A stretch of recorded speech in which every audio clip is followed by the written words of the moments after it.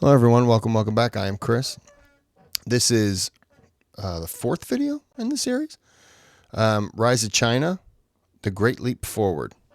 So, before we get started, you can click on that thumbs up, bare minimum, please. Oh, it's going to glitch, isn't it? There we go. Yeah, why would that fix it? And then subscribe to the channel if you like the channel. Click on the thanks button if you want to keep the channel running. All right, I'm going to fix this real fast. All right, sorry about that. I had to fix my shirt. I had to change shirts because apparently it didn't like it. All right, we'll break this into, let's see. It'll be just under 2 15-minute videos. Okay.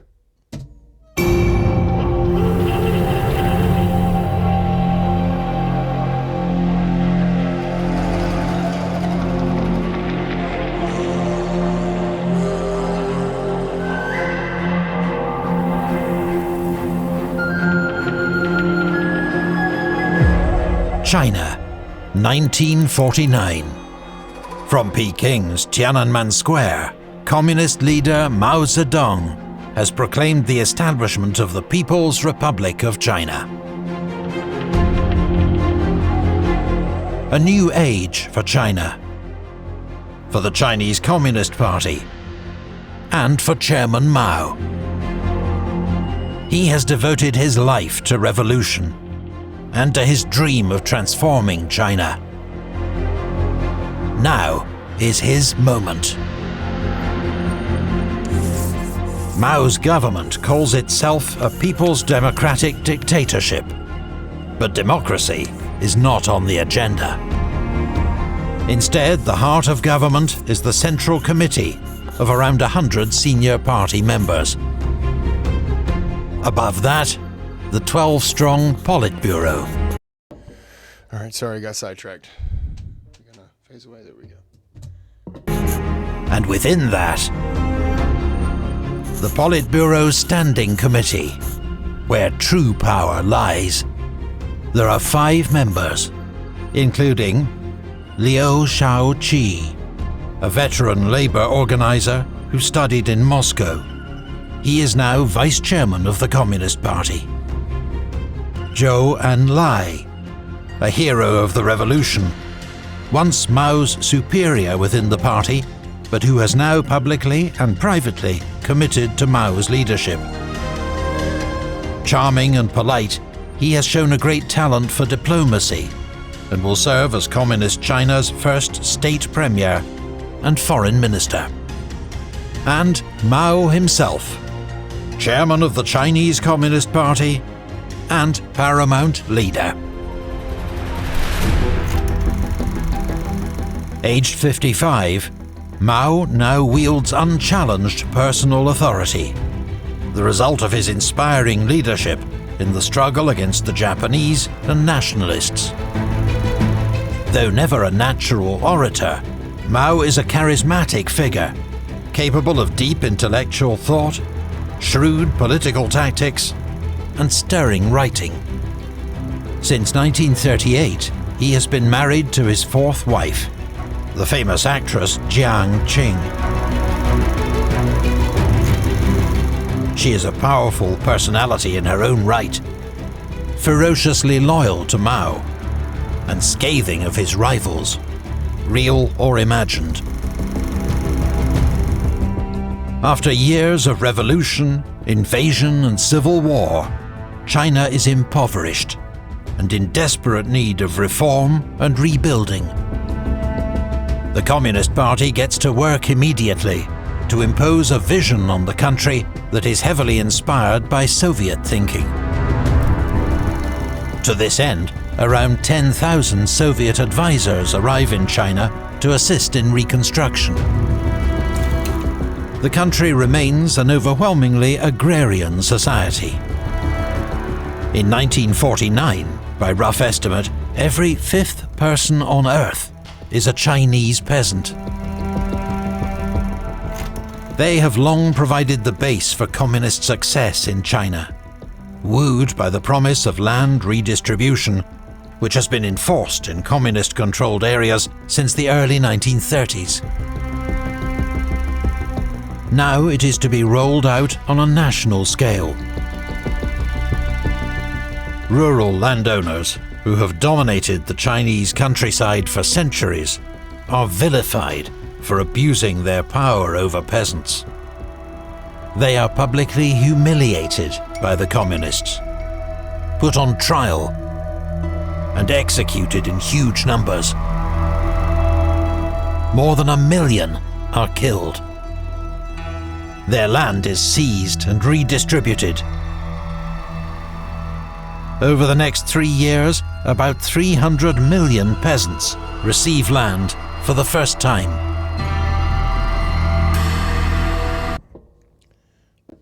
Like, that's great that they took 300 million peasants have land. But they killed 1 million people to do it. I don't know if I can get behind that.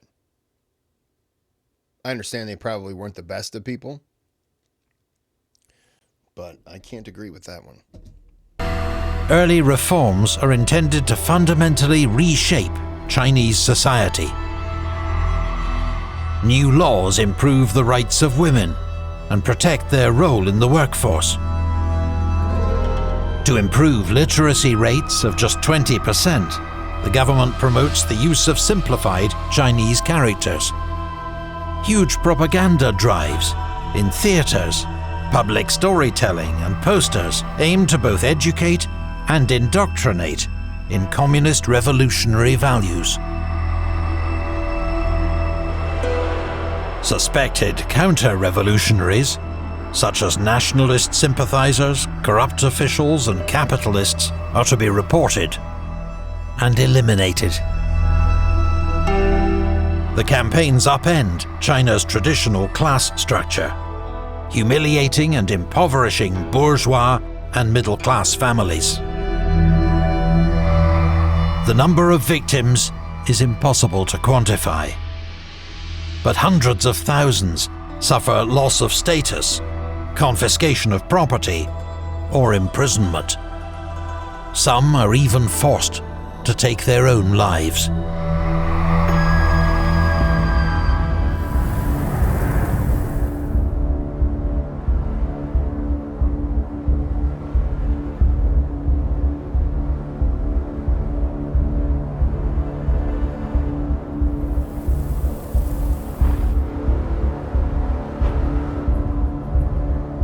China's new communist leaders seek to build alliances abroad, but World War II has been followed by the Cold War, and the world is now divided between a democratic, capitalist West and the Soviet-led communist bloc. The Western powers offer no support to communist China. In fact, they continue to recognize their wartime ally, Chiang Kai-shek, as China's legitimate ruler. His authoritarian nationalist government, officially known as the Republic of China, still holds Taiwan and small islands in the Taiwan Strait. Inevitably, it is to the Soviet Union that Mao turns. In December 1949, he travels to Moscow for 3 months of talks with Soviet Premier Joseph Stalin. Their relationship is not an easy one. In imposing his own brand of communism in China, Mao has often overruled his Soviet-backed rivals. Nevertheless, in February 1950, the two leaders sign a treaty of friendship, alliance and mutual assistance, unlocking economic and military cooperation between China and the Soviet Union. By the 18th century, the Qing dynasty had added several remote western territories to its empire: Mongolia, Xinjiang, and Tibet. But in the tumult following the 1911 revolution, they had escaped Chinese control. Now the communist government acts to reimpose central authority. In 1949, the People's Liberation Army is sent to reoccupy Xinjiang. In 1951, Tibet is occupied and annexed, following a short conflict the Chinese government euphemistically calls the peaceful liberation of Tibet. As part of the settlement, the Dalai Lama is allowed to remain at the head of a local government.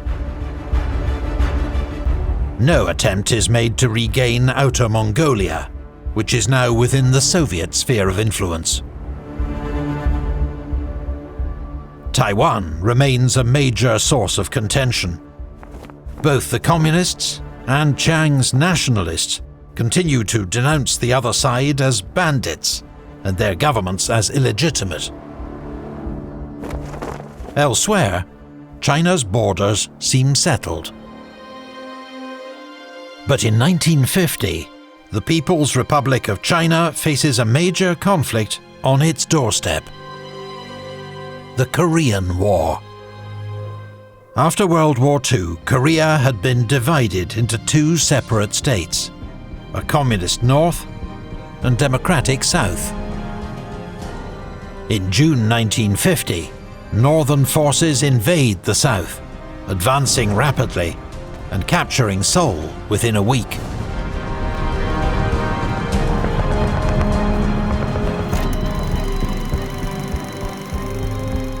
Korea becomes a Cold War battleground. Under US leadership, UN troops intervene in support of South Korea.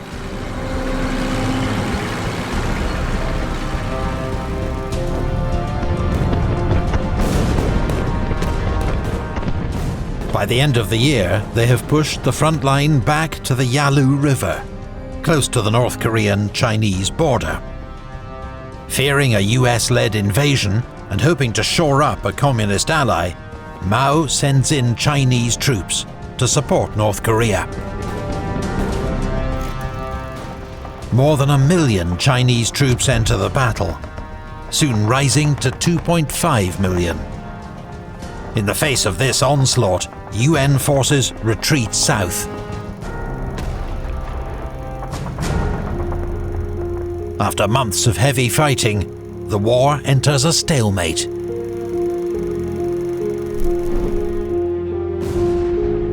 Both sides dig in along the 38th parallel.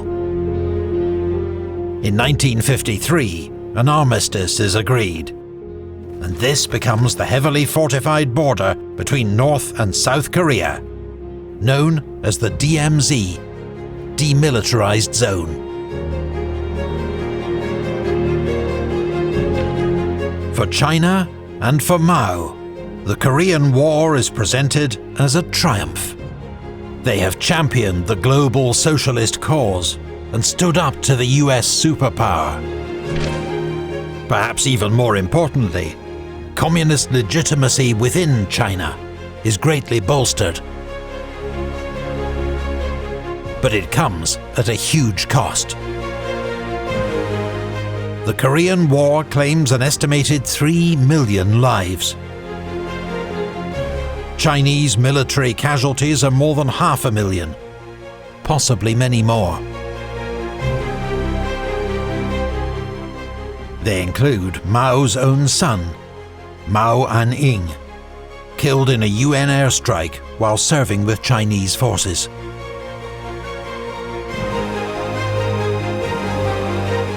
In its efforts to curb the spread of communism, the US has now imposed a total trade embargo on Communist China.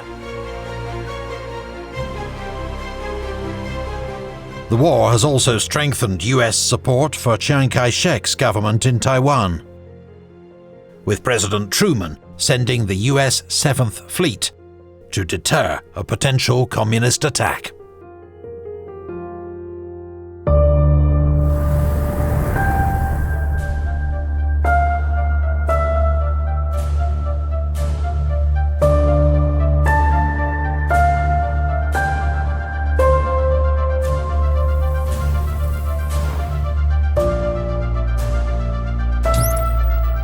In 1953, China's government introduces its first 5-year plan, inspired by similar economic programs in the Soviet Union.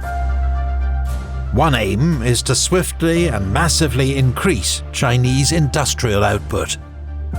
Huge efforts, backed by Soviet technical expertise, produce remarkable results in transport, industry, and infrastructure. Production of coal, iron and steel all exceed their ambitious targets. While China becomes a major oil producer for the first time. The second aim of the 5-year plan is to rapidly boost agricultural output. To this end, the Communist Party pushes farmers to collectivize on a massive scale, forming cooperatives that include dozens, sometimes hundreds of households. By 1956, 80% of peasant households belong to a cooperative, meaning they share the land, tools, and harvest.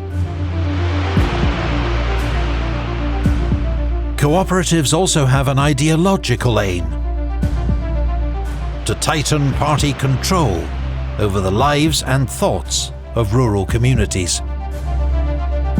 At breakneck speed, communist reforms are overturning a rural way of life that's centuries old, and sowing the seeds of disaster. Mao is encouraging. We're going to go ahead and stop it there. Sowing the seeds for disaster.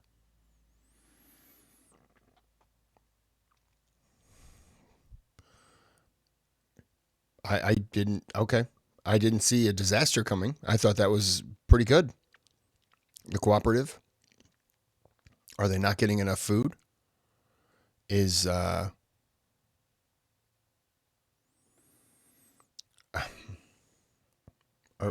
Are people stealing profits? And I don't know.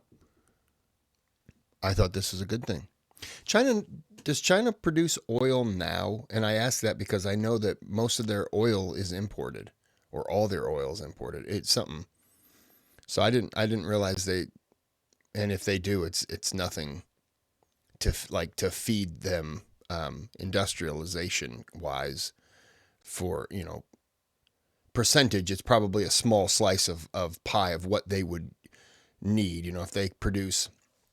If they need 100 million barrels of oil, and they're producing 2 million, then, but I don't know. We're going to end this here. I had to eat dinner and snacked on some peanuts, so I didn't really have anything to add. Other than I think it was the Korean War. What's your name, sir? The book says American Caesar. Oh, I'm phasing.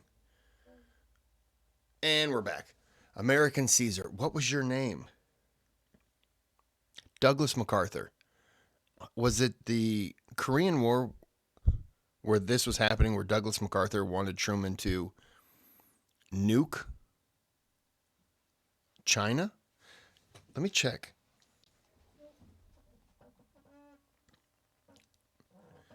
Did Douglas MacArthur ask Truman if he could nuke Korea?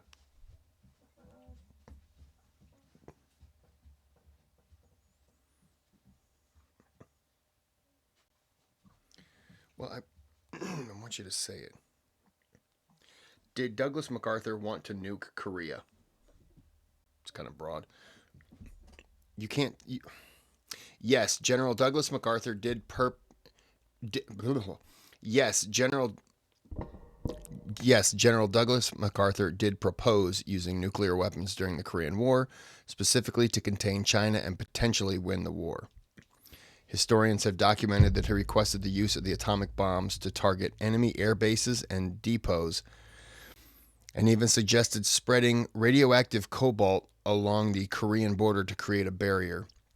While the U.S. possessed nuclear weapons at the time, President Truman ultimately rejected MacArthur's proposal due to concerns about global opinion, the potential ineffectiveness of nuclear weapons in a mountainous terrain, and limited number of available bombs. I would actually hope that Truman would say, no, I'm not going to do it because you're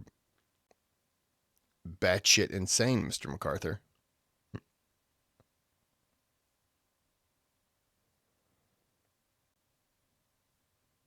Huh. So, yeah. Okay, well, we'll end this here. We'll be back with part 2, but until then, wrong button. And have a good day, have a good night.